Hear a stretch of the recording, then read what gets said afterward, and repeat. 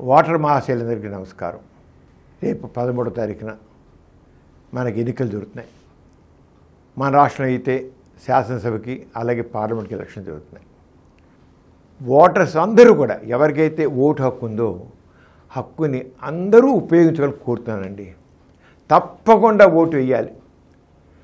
మీరు ఓటు వేశారంటే మరి మన భవిష్యత్తుని మీరు నిర్ధారించిన వాళ్ళు అవుతారు. మీ ఒక్క భవిష్యత్తే కాదు, దేశ భవిష్యత్తు కూడా కావాలి. ఎందుకంటే ఈ ఎలక్షన్స్ అనేవి మన దేశ భవిష్యత్తుని, మన అందరి భవిష్యత్తుని నిర్ధారిస్తాయి. మనం ఎన్నుకునే ప్రతినిధులు బట్టి ఉంటుంది. అంచేత మీ భవిష్యత్తు ఎలా ఉండాలి, మీరు ఏం కోరుకుంటున్నారు, అలాగే దేశ భవిష్యత్తు ఎలా ఉండాలనుకుంటున్నారు, అది ఆలోచించాలి. ఊరికినే ఈ ఓటు దేశ కా పర్వ అనేది చునావ్ కా పర్వ దేశ కా పర్వ అని అంటే ఏదో ఎన్నికల పండగ అంచేత దేశానికి గర్వకారణంగా మన ఎన్నికలు జరుగుతున్నాయని అలా కాదండి. ఎందుకంటే మీరు ఎప్పుడైతే ఓటు వేస్తున్నారో, ఓటు వేయడం బాధ్యతగా ఫీల్ అవుతారో భవిష్యత్తు గురించి కూడా ఆలోచిస్తారు మీరు. అంచేత ఓటు వేయడం అంటే మన బాధ్యతని అలాగే భవిష్యత్తుని మనం గుర్తించి వేస్తున్నాం అన్నమాట. మనం అంటే మన ఒక్క వ్యక్తిగతంగానే కాదు, దేశ భవిష్యత్తు మన గురించే కదా, దేశం గురించి కూడా ఆలోచించాలి. ఎందుకంటే దేశ అభివృద్ధి చెందితేనే మన అభివృద్ధి చెందుతాం. మన అభివృద్ధితో దేశ భవిష్యత్తు ఉంది, దేశంతో పాటు మన అభివృద్ధి కూడా ఉంది. అందుకని మీరు ఓటు వేసేటప్పుడు ఇప్పుడు ఇన్ని రకాల పార్టీలు ఉన్నాయి. మీరు ఎవరినేయాలో మీరు బాధ్యత ఆలోచించండి. ఒక పని చేయాలంటే మీరు ఇంట్లో ఒక పని చేయాలంటే ఒక బాధ్యత ఆలోచించరా? ఓటు ఉన్న ప్రతి ఒక్కడు ఓటు వేసి తీరాలి అని అంటాను. ఎందుకంటే మన బాధ్యత.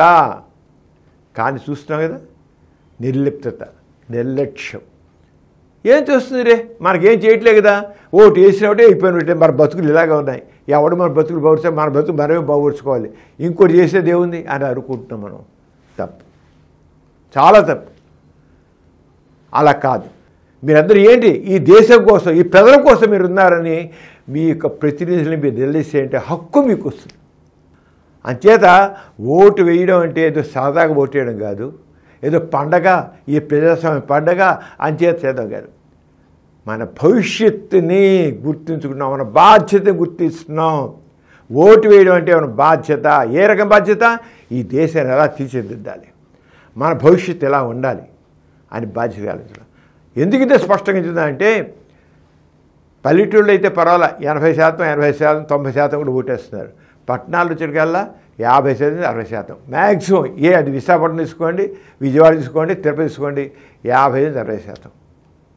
ఏంటిది? సగం మంది ఓటర్లు ఓటు వేయకుండా ఉండమంటే అంటే వాళ్ళు బాధ్యత మర్చిపోయినట్లే కదా, వాళ్ళ భాగస్వామ్యం కానట్లే కదా. మన దేశ నిర్మాణంలో ప్రతి ఒక్క పౌరుడు బాధ్యత వహించాలి, భాగస్వామ్యం ఇవ్వాలి. అందుకోసం చెప్పిన ప్రతి ఒక్కరు మన దేశంలోనే నిర్లక్ష్యం. ఇదే మీరు ఇతర దేశాలు బాగా అడ్వాన్స్ కంట్రీ తీసుకున్నట్టయితే అది ఆస్ట్రేలియా జరుగుతుంది, బెర్లిన్ తీసుకోండి, ఇంకోటి తీసుకోండి. ఏ దేశం తీసుకున్నా వాళ్ళకి 90-95% ఓటింగ్ జరుగుతుంది.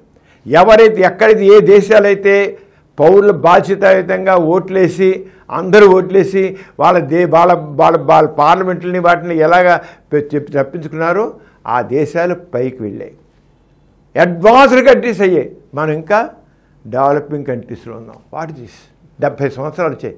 అంటే నిర్లిప్తత, నిర్లక్ష్యం. అంచేత ఈ చునావ్ కా పర్వ్ దేశ కా గర్వంగా నేను నా యొక్క దేశాన్ని తీర్చిదిద్దుకుంటాను, నా పౌరుడుగా నా బాధ్యత చేస్తున్నాను అందట్లుగా వస్తుంది. అంటే బాధ్యత. మీ ఓటు ఇంట్లో కూర్చోకండి, వెళ్ళండి, మీ ఇష్టం ఓటు వేయండి. ఈ దేశ నిర్మాణంలో మీరు కూడా భాగస్వామ్యులు. అందుకే చెప్పడం కోసమే నేను చెప్తున్నాను.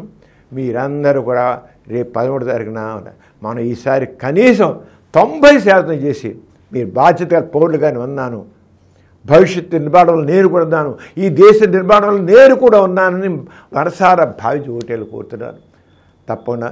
అలాగే మన ఛానల్లో చాలామంది రకరకాల విషయాలు చెప్పుకుంటూ వచ్చాం, చాలా విషయాలు. ఆయన చేత మీరు అందరూ చూడండి, ఇంకా చాలా చెప్తున్నాం. ఈ 2 రోజుల్లో మీకు ఎన్నో విషయాలు మన ఛానల్స్ చెప్తున్నాం. మీరు అందరూ చదవండి, చూడండి, అవన్నీ వినండి, మీ బాధ్యత గుర్తించండి, తప్పకుండా ఓటు వేయండి, ఇతరుల చేత ఓటు వేయించండి. అది మా చెబుతున్నాను. మీరు వేయండి, వేయించండి. మీరు వేయలేదంటే మీ బాధ్యతని మీరు విస్మరించినట్ల లెక్క, మీరు ఫెయిల్ అయిన లెక్క దేశ భవిష్యత్తు విషయంలో. అలా చేయని గట్టి చెప్తున్నాను. తప్పకుండా మీరు అది ఓటేయాలని కోరుతూ మన దేశాన్ని భవ్యమైన దేశంగా తీర్చిదని కోరుతున్నాను. Thank you very much.